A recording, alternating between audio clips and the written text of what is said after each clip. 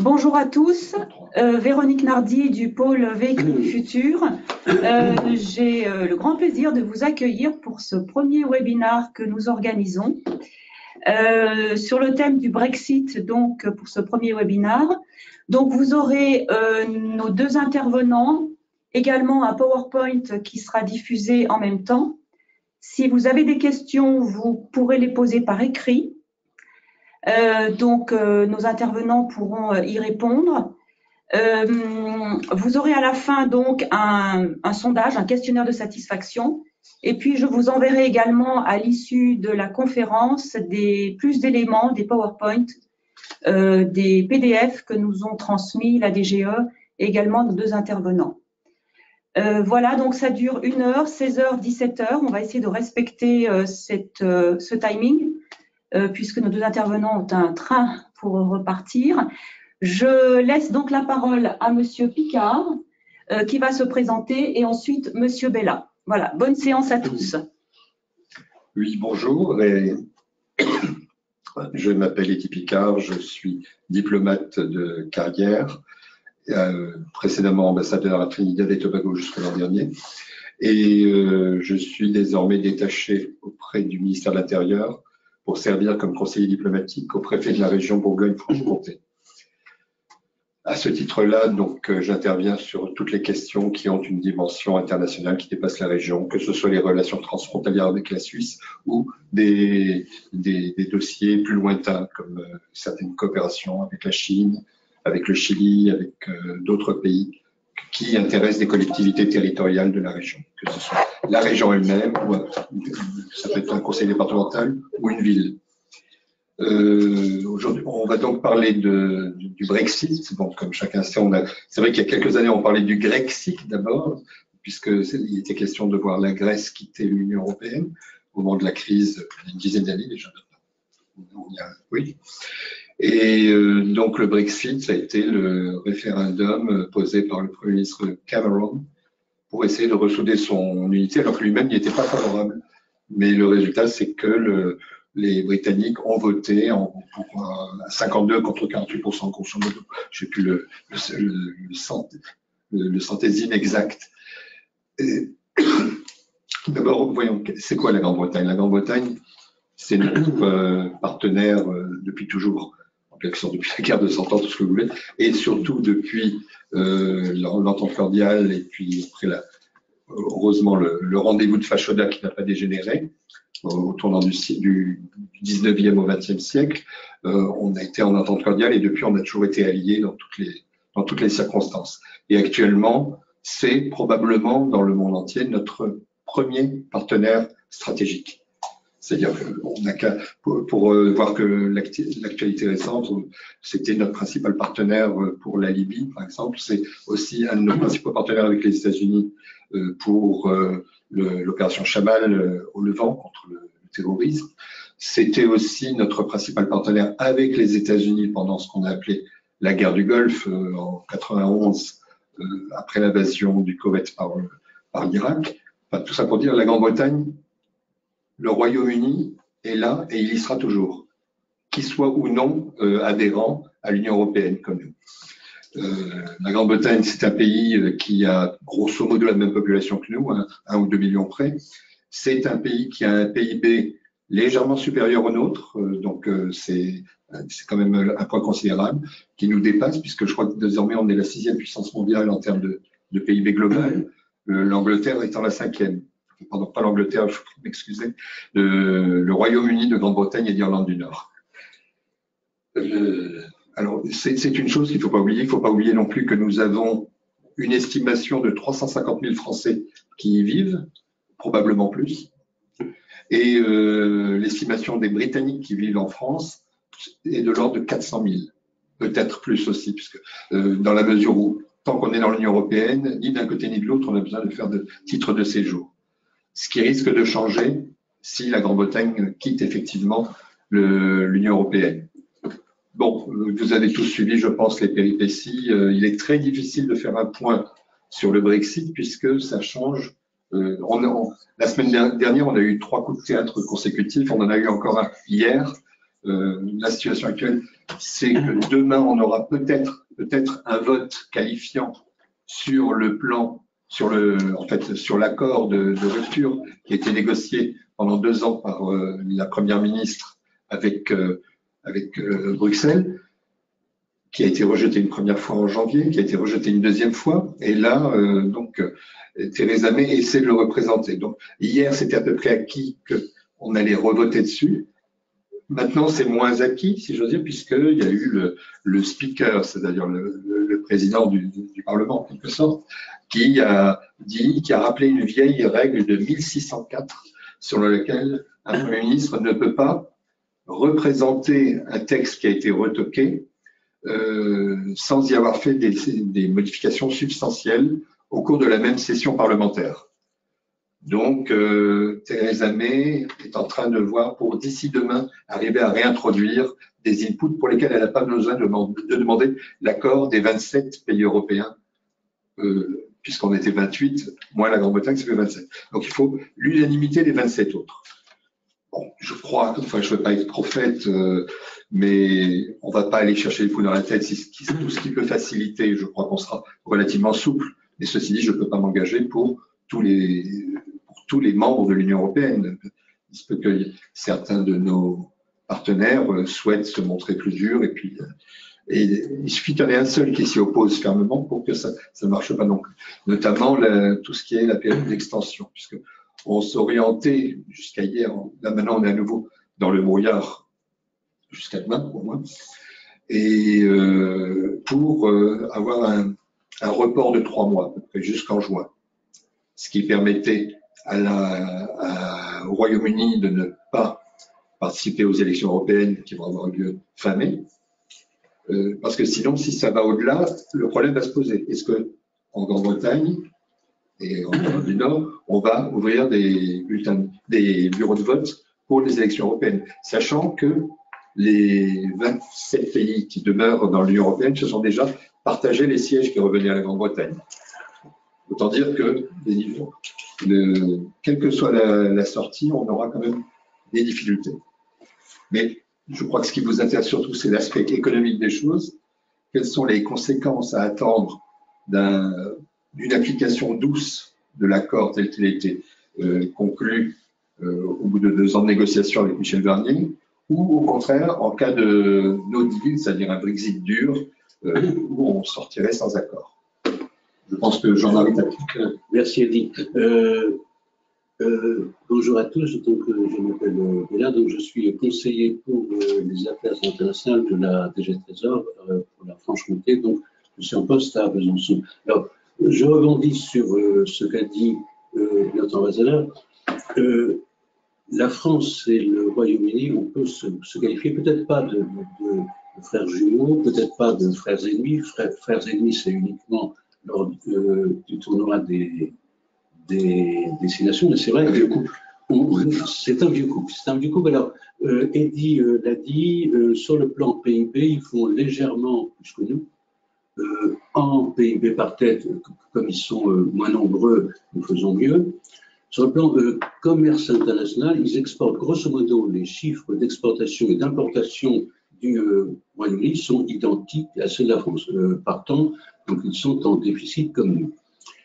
À une nuance près, j'y reviendrai, le Royaume-Uni est davantage ouvert que la France sur le grand large, puisque alors que la France à 60% de ses exportations tournées vers l'UE, le taux n'est que de 50% pour le Royaume-Uni. Donc, ils sont davantage ouverts sur le monde et ça sera tout naturellement des constats. Mais ils ont également quasiment la même proportion d'étrangers qu'en France. Ils sont grosso modo entre 12 et 13%. Et je rappelle que le référendum de 2016, les points saillants n'étaient pas l'économie, c'était d'une part l'autonomie juridique, c'est-à-dire se démarquer des arrêts de l'emprise juridique de la CJUE, d'une part, et d'autre part, s'apporter sur la libre circulation des personnes. En revanche, ils sont meilleurs que nous, il faut bien dire, sur plusieurs aspects. Premièrement, et ce, malgré les incertitudes dues au Brexit, ils ont un taux de croissance du PIB supérieur, pas énormément, mais supérieur à celui de la France. Ils font mieux que nous, c'est indiscutable. Leur taux de chômage est largement inférieur à celui de la France, c'est 5%. Troisièmement, au niveau du déficit budgétaire, ils font, sinon mieux que nous, au moins mal, puisqu'ils sont sous les 3%, ce qui fait que, in fine, la dette souveraine du Royaume est inférieure de 10 points à celle de la France. Laquelle dette française, c'est un petit détail, est détenue à hauteur de 9% par des sujets britannique. Alors, l'affaire du Brexit, elle a commencé donc, c'est un accident, puisque c'est vrai que le Premier ministre pensait avoir un tout autre résultat. C'est vrai que le score a été serré, 51-49, étant entendu que le taux de participation était relativement élevé pour un référendum, il était de 71%. 71% étant entendu que les Britanniques de l'étranger avaient un accès assez limité au droit de vote. Alors, ils ont fait jouer l'article 50 du traité de Lisbonne en mars 2017. Mars 2017, je rappelle que, in fine, l'article 50 du traité de Lisbonne manifeste leur intention de quitter l'Europe. Ils ne disent pas nous quittons l'Europe. En d'autres termes, ça veut dire quoi? Ça veut dire que, au moins sur le plan juridique, et ça a été confirmé par la Cour de la CGIE, ils ont jusqu'à 23h59 le 29 mars pour dire du côté de nous, donc ils auront travaillé pour nous. Alors, se sont engagés une négociation. Alors, en fait, il y en a deux. Il y a une donc, qui n'est pas achevée, c'est celle sur la sortie et qui sera suivie le moment venu, éventuellement, par la négociation sur les relations futures. Alors, dès le départ, Bruxelles avait trois considérations majeures. D'une part, le solde financier, puisque je rappelle que les budgets communautaires de 50. Donc il faut que Londres règle toutes les sommes dues au titre de l'exercice en cours. Deuxièmement, le droit des ressortissants, alors qu'ils soient communautaires au Royaume-Uni ou vice-versa. Et troisièmement, et surtout, et c'est là où les problèmes majeurs sont apparus, c'est la question de l'Irlande. Comme vous le savez, en 99, pardon, ont été signés les accords du Vendredi Saint qui réglaient la question irlandaise et qui étaient parrainés d'ailleurs par l'UE. Alors, le Royaume-Uni sortant, donc avec pour conséquence pratique la suppression de la frontière entre l'Irlande du Nord et la République d'Irlande. Alors, l'UE, compte tenu du Brexit, il y aurait théoriquement le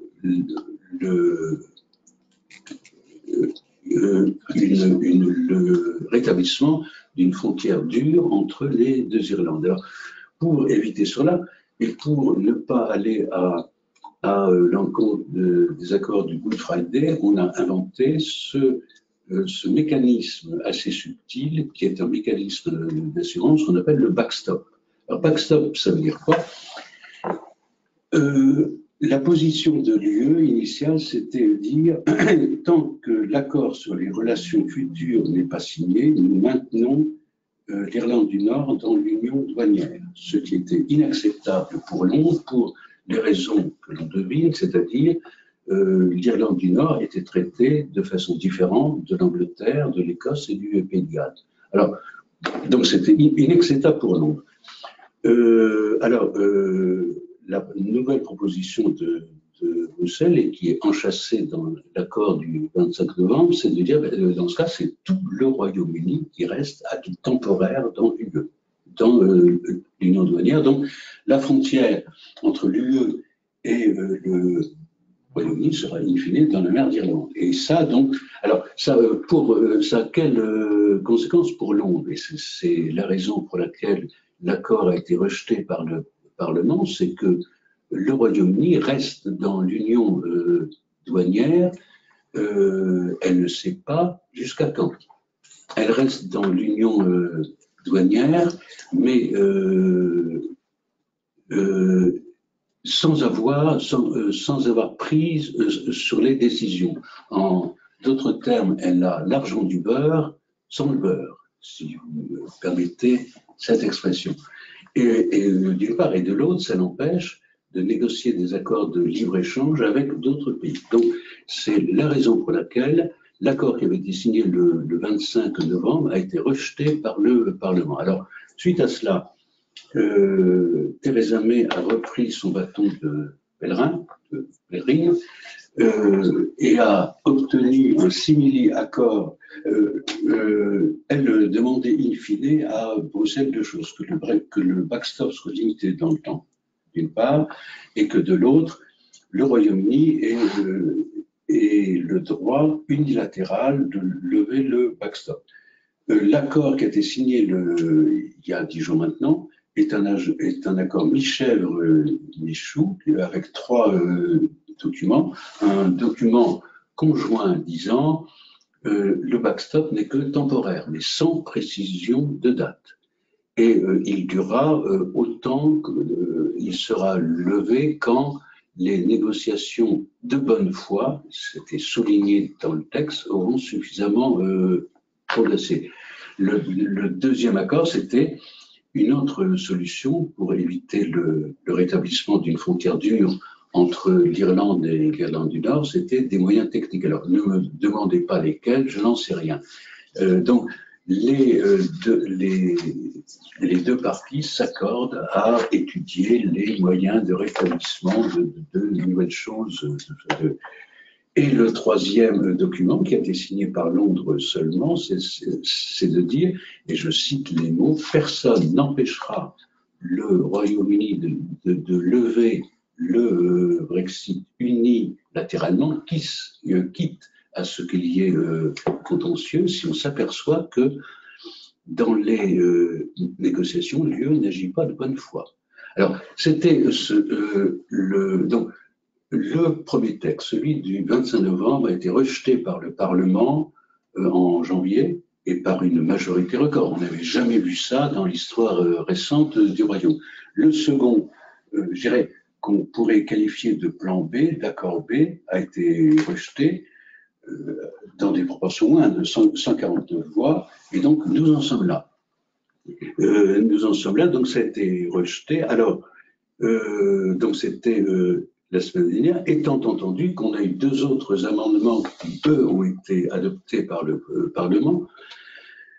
L'un, les députés, tous partis confondus, s'accordent pour refuser le Brexit dur, c'est-à-dire la sortie sèche. Ça, c'est le premier point. Et le second point, ils s'accordent également à refuser le référendum. Alors, fort de ces succès et 4, ils s'accordent pour demander à Bruxelles de reporter jusqu'au 20 juin la date du Brexit. Alors, fort de ces relatifs succès, Theresa May revient vers le Parlement demain. Comme l'ambassadeur l'a dit, le speaker a dit ça n'est pas possible, il faut trouver autre chose. Mais Theresa May, qui n'est jamais à court de ressources, a trouvé un artifice. Elle a dit ben non, nous allons faire le plan B qui a été rejeté et nous rajouterons ce qui a été acté la semaine dernière, c'est-à-dire l'accord sur le refus du Brexit dur d'une part et l'extension de la date d'application de l'article 50. Alors maintenant, nous verrons ce qui se passera demain. Il n'est pas exclu, nous n'avons pas la BBC ici, donc nous ne pourrons pas savoir ce qui se discute présentement, mais ce qui veut dire quoi? Ce qui veut dire, in fine, théoriquement, si le Parlement accepte le plan Theresa May, que je dirais version C, il y aurait une sortie le 29 avec accord. Dans ce cas, tous les risques seraient éliminés. Et dans ce cas, on pourrait passer à l'étape suivante, c'est-à-dire négociation sur les relations futures. Alors, il y a le 25 novembre, le texte qui avait été signé par les deux, c'était une feuille de route. Une feuille de route à distinguer d'une roadmap, ce sont des choses techniquement qui ne sont pas exactement les mêmes. Donc, nous en sommes là. Étant entendu qu'il n'est pas exclu que Theresa May a été battue de 149 voix. 149 voix, faites le compte, il suffit que 75 députés changent d'avis.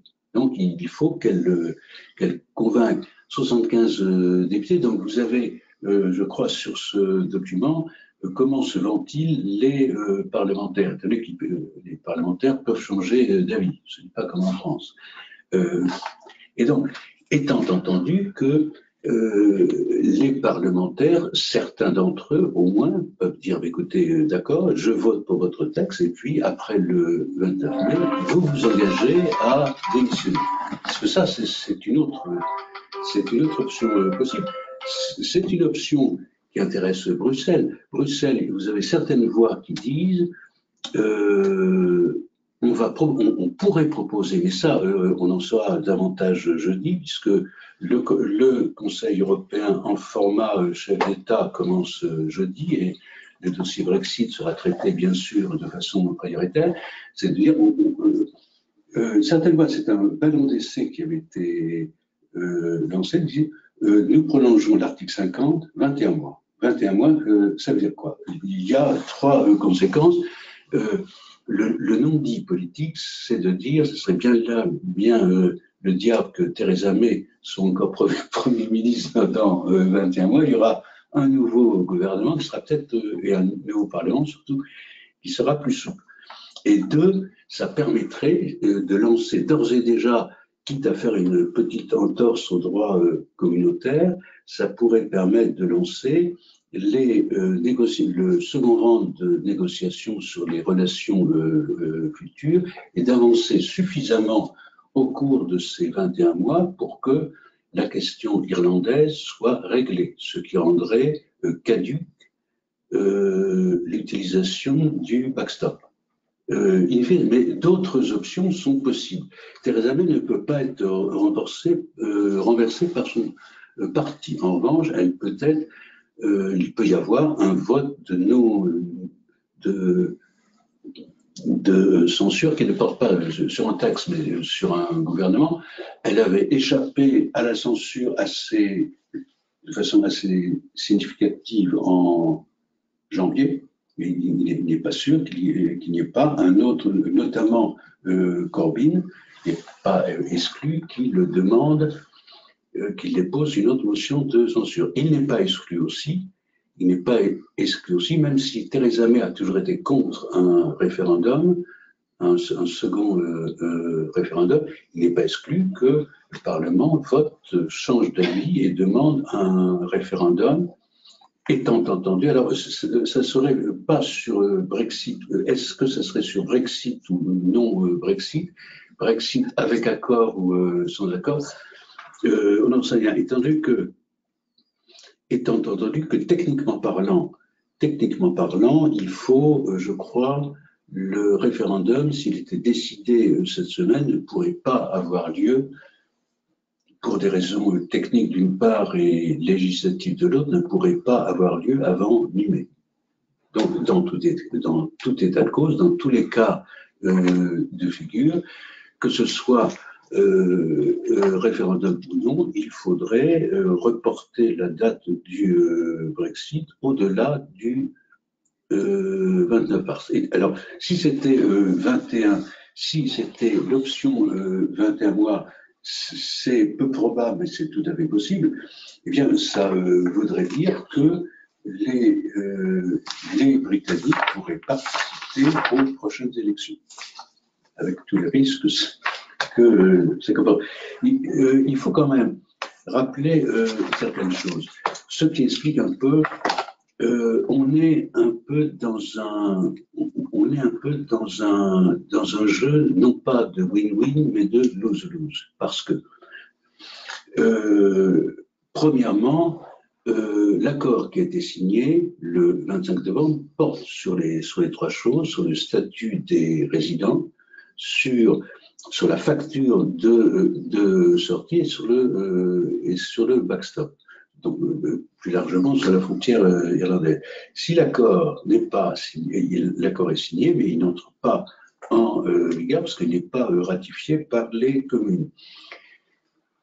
La position du commissaire Barnier, c'est de dire tout d'accord ou pas d'accord. Ce qui veut dire, en d'autres termes, que les accords trouvés et finalement assez rapidement et facilement sur le statut des ressortissants, d'une part, et surtout sur l'aspect financier.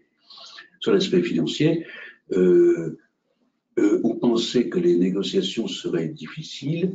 Bruxelles demandait 60 milliards d'euros. La position de départ de Londres, c'était 30 plutôt.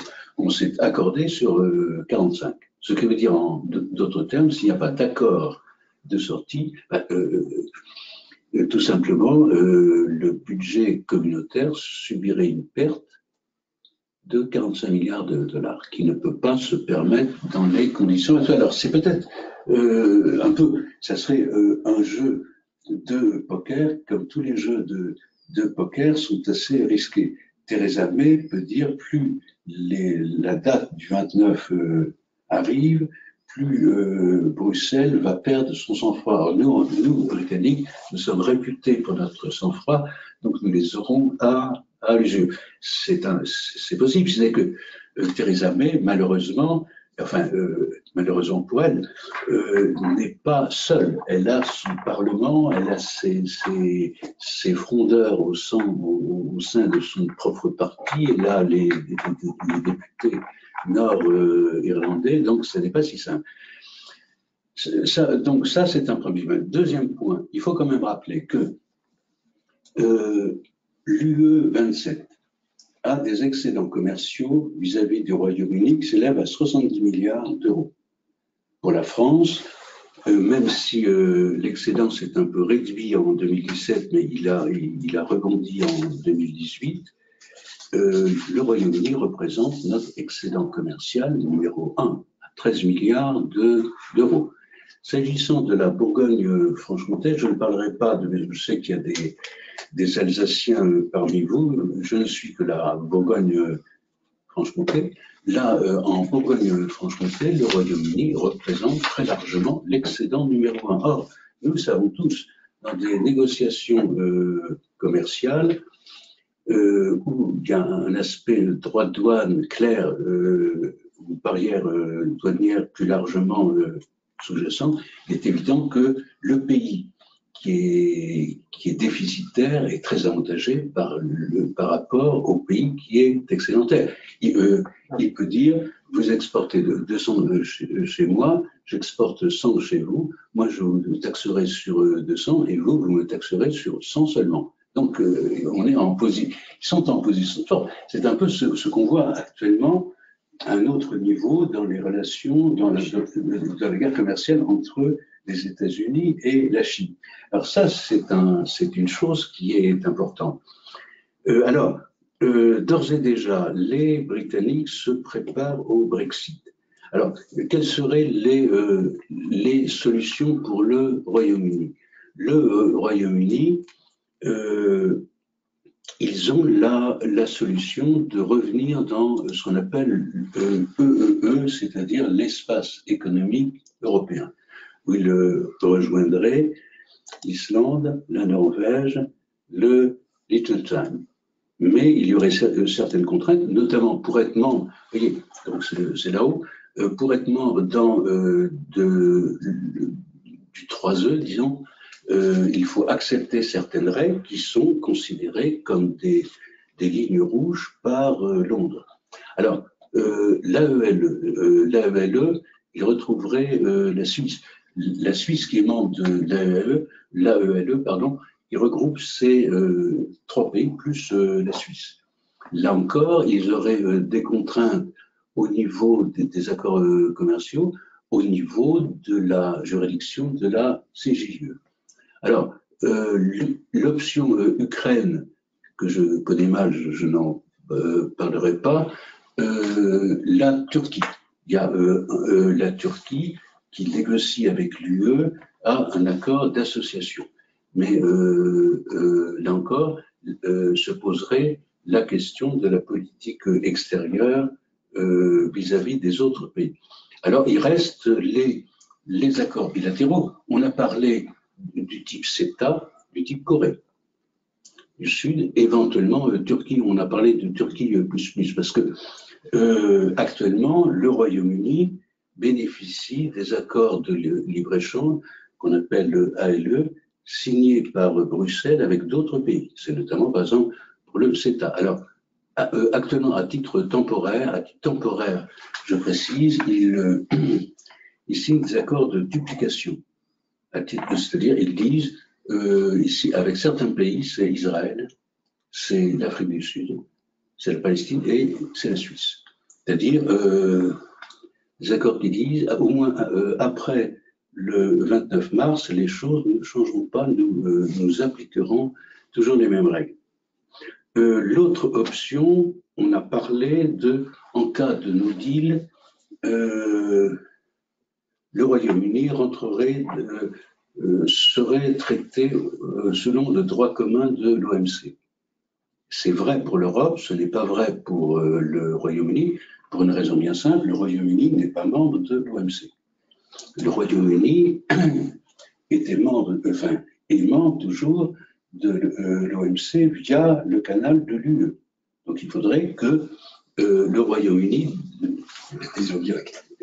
donc il rentre dans l'OMC. Ça se fait puisqu'il y a 164 membres, mais pour ce faire, il faudrait, ça prendra du temps, il faudrait que le Royaume-Uni dépose une offre tarifaire portant sur 5000 lignes tarifaires, aussi bien pour les produits que les services, et que l'offre soit acceptée à l'unanimité par les 164 pays membres de l'OMC. Donc c'est possible, techniquement parlant, ça prend du temps. Alors, qu'est-ce qui se passe? En cas de Brexit sans accord, l'UE vis-à-vis des produits venant du Royaume-Uni, elle pourrait le traiter sur le droit commun de l'OMC en utilisant la clause de la nation la plus favorisée. En revanche, le Royaume-Uni serait parfaitement libre, n'étant membre de rien du tout, pourrait être parfaitement libre d'instaurer les droits de douane qu'il veut. Alors, nous savons que le ministère du Commerce britannique a établi une liste de droits de douane. Cette liste est considérée comme secrète, bien qu'il y ait des fuites, tant qu'elle ne sera publiée que lorsque le scénario du no deal, le Brexit, sera certain. Donc, ce que nous savons, et s'agissant de votre secteur, les véhicules seraient taxés à 10,4%. En revanche, les pièces de rechange ou les composants ne seraient pas taxés. Alors que, je vous rappelle, ils le sont dans l'UE à hauteur de 4,2%. En revanche, et c'est un débat qu'il y a eu, un débat annexe à Londres, c'était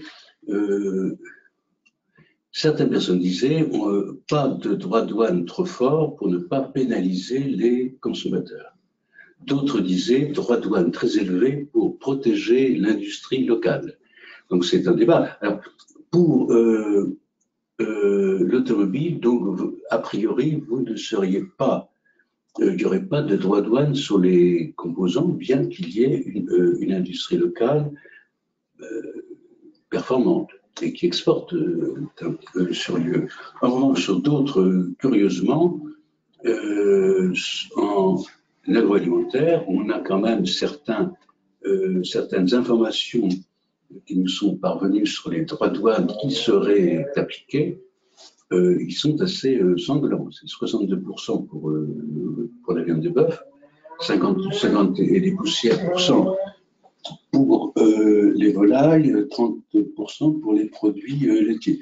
Pour le vin, qui est une exportation, je dirais, mythique de la région de Bourgogne-Franche-Comté, Dieu merci, et ce, en dépit du changement climatique, les Britanniques ne produisant pas de vin chez eux, eh bien, il n'y aurait aucun droit d'âne. Mais attention, c'est à titre temporaire, 12 mois.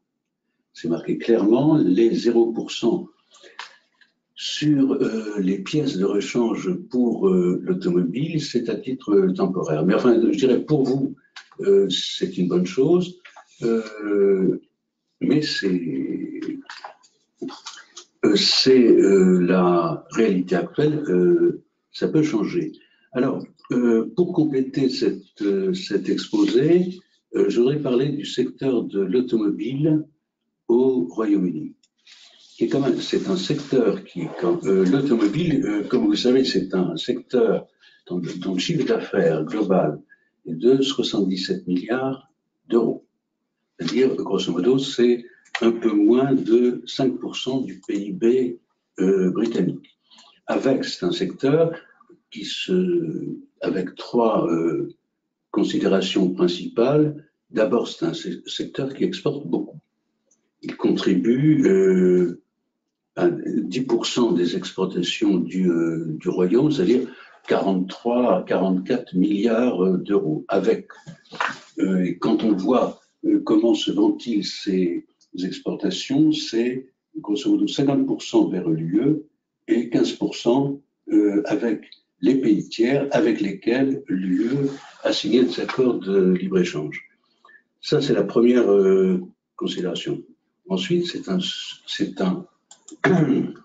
donc, par conséquent, c'est un secteur qui emploie, qui en termes d'emploi est très important, puisque l'Argos Insu, production, pièces, services, c'est 800 000 personnes. Ensuite, c'est un secteur qui est internationalisé au niveau notamment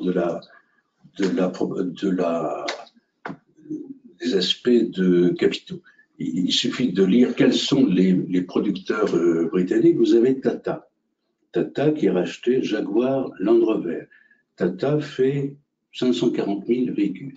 Donc la production de véhicules globale, j'ai oublié de vous la dire, c'est 1,7 million. 1,7 million, donc c'est la quatrième d'Europe après la France, l'Allemagne et l'Espagne. Mais c'est, je crois, ça va être identique à celle d'un pays non communautaire comme la Turquie. C'est 2 fois supérieur à celle d'un pays que vous connaissez au pôle, c'est l'Iran. Donc c'est important. Étant entendu que cette production, elle a fléchi, je crois, de 10% en 2018. Alors, les Britanniques ou leurs actionnaires, qui ne le sont pas, disent que non, ça n'a rien à voir avec le Brexit. C'est dû au fait, l'aspect diesel, donc qui a fait baisser la demande pour le diesel de 30%. Et 2, c'est l'aspect baisse des exportations sur la Chine, qui ont baissé de 25%. Donc ils disent rien à voir avec le Brexit. Et ça, c'est le discours. Dans la réalité, on va le voir, les choses sont différentes. Donc, je reprends. Donc, Tata,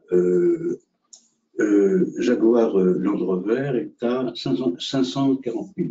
Ensuite, vous avez Nissan qui est à Sunderland, et on en reparlera plus tard, qui est à 487 000. Étant donné qu'il y a eu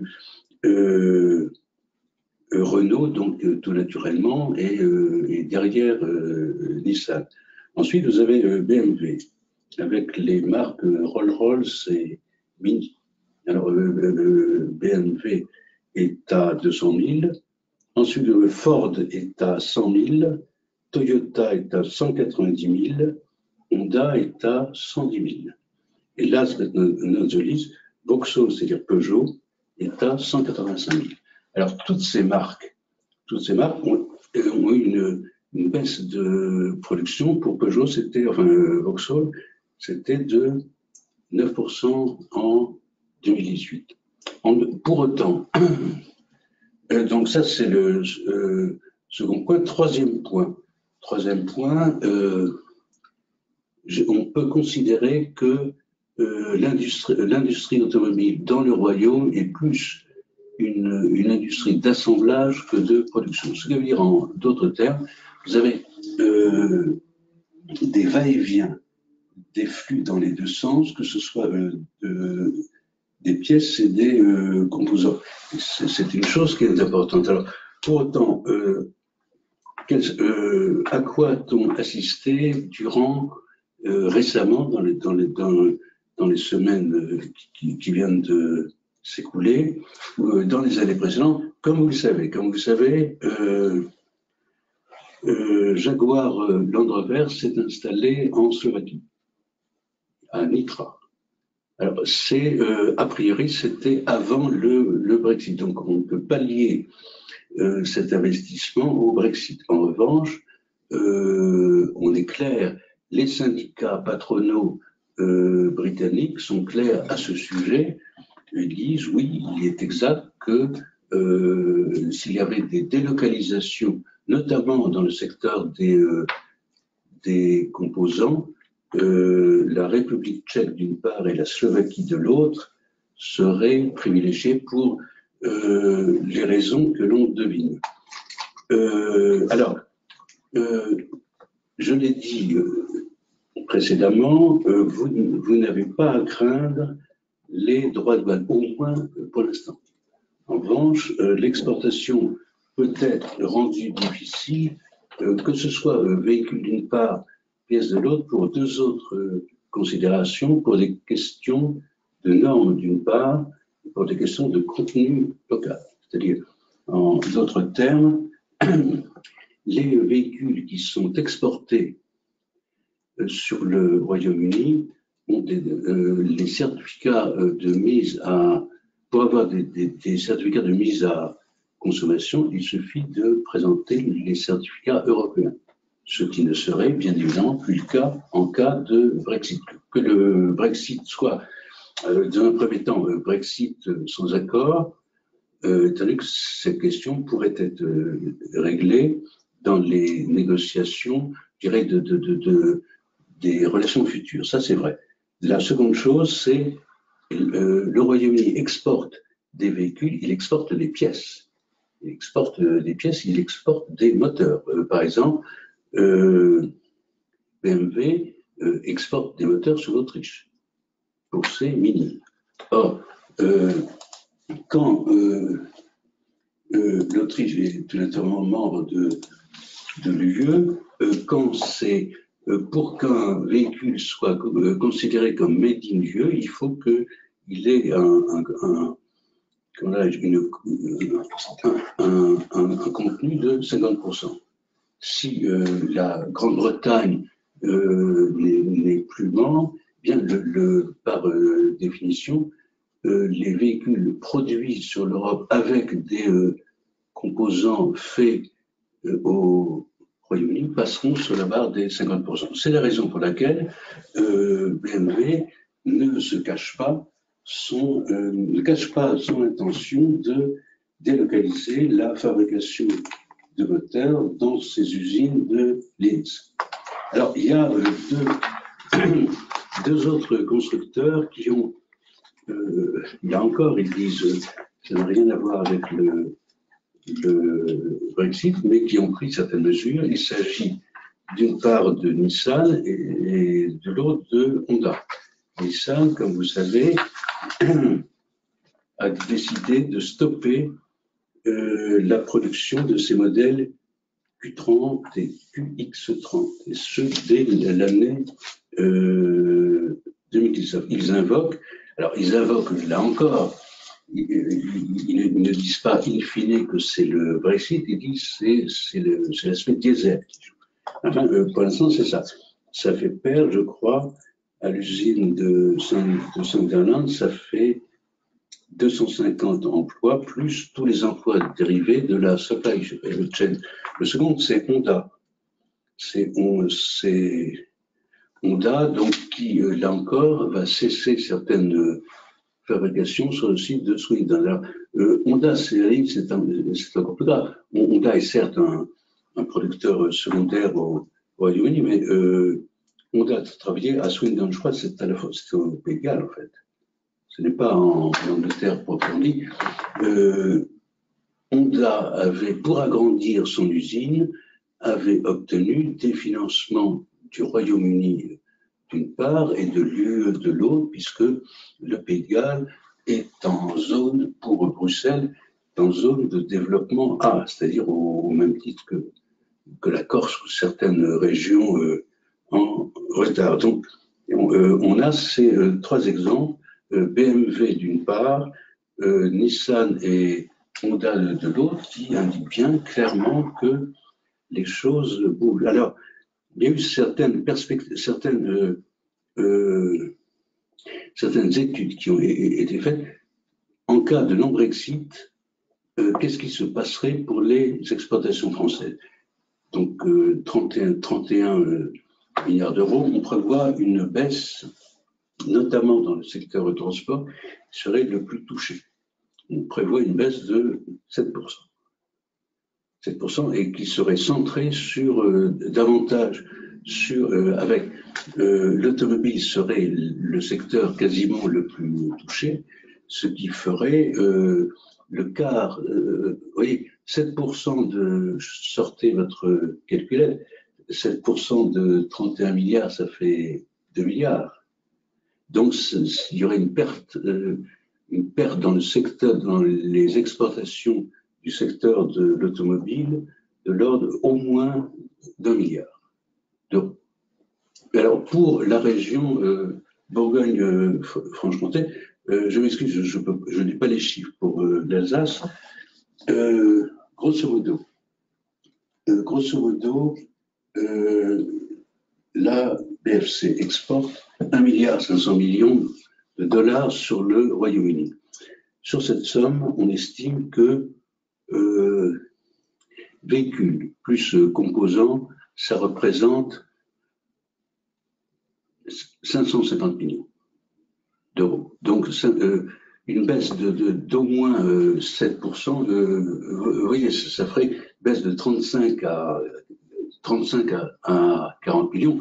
C'est lourd pour certains. Globalement, c'est pas, ce n'est pas trop catastrophique. Je crois, pour conclure, qu'il faut éviter tout catastrophisme démesuré. C'est vrai que c'est un problème qui se pose pour tout le monde. C'est vrai que l'Europe a montré, notamment dans le cadre des négociations sur le Brexit, qu'elle était assez unie. Il n'y a quand même aucun des 27 pays, même alors que certains intérêts étaient divergents, il n'y a aucun pays qui est fait pour la part, et Dieu merci, puisqu'il faut l'unanimité.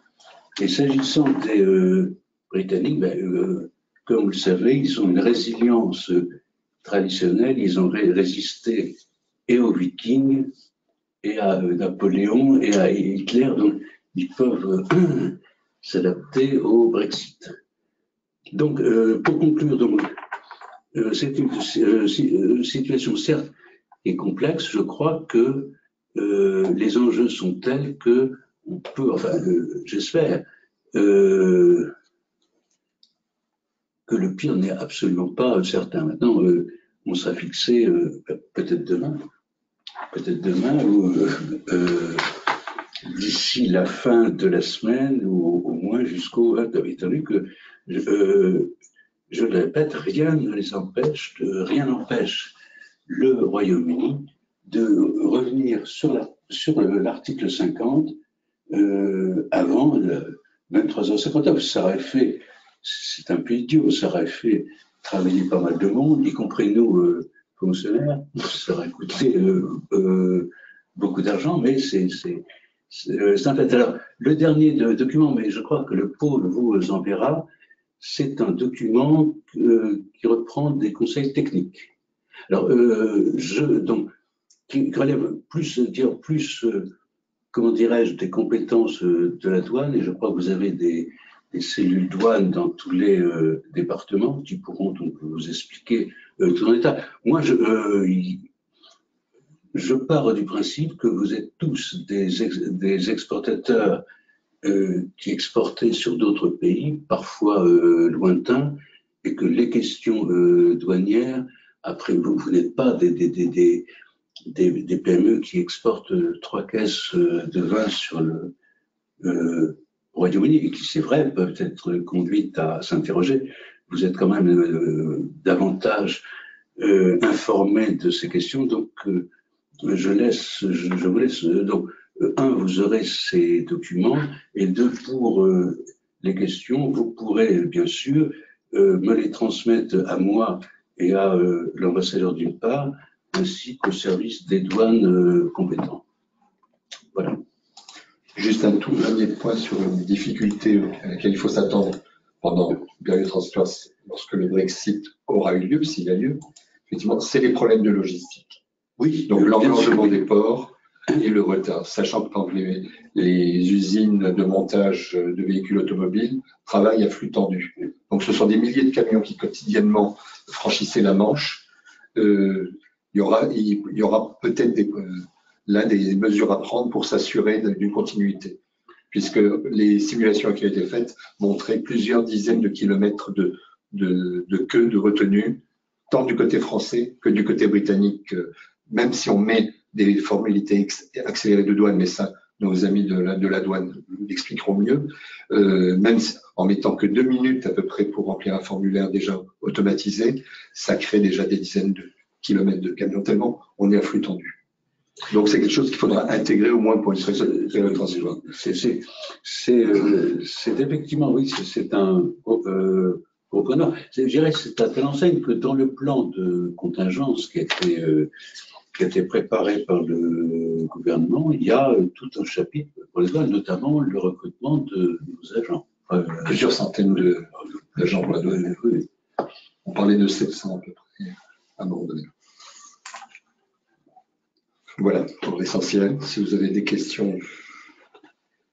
On peut remettre la caméra peut-être. Voilà. Très bien, merci beaucoup messieurs. Alors pour nos participants, est-ce que vous avez des questions? Est-ce que vous souhaitez les écrire? Nous attendons vos questions. Si vous en avez, n'hésitez pas à les écrire. Il nous reste quelques minutes. Ceci dit, je vous transmettrai les coordonnées de nos intervenants et vous pourrez les contacter si vous avez des questions au-delà de 17 heures. N'hésitez pas, vous pourrez les contacter. Donc, on n'a pas de questions, Clotilde? Non? Très bien. Non? Bon.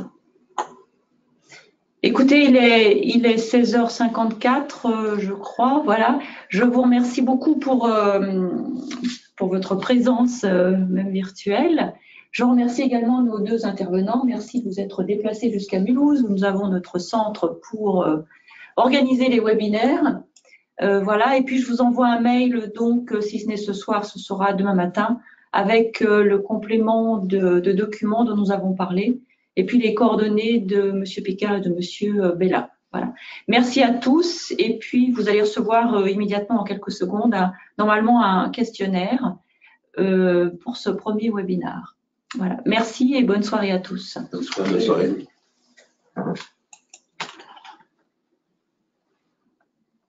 Alors, une petite parenthèse. Quand j'ai Madame Ducret,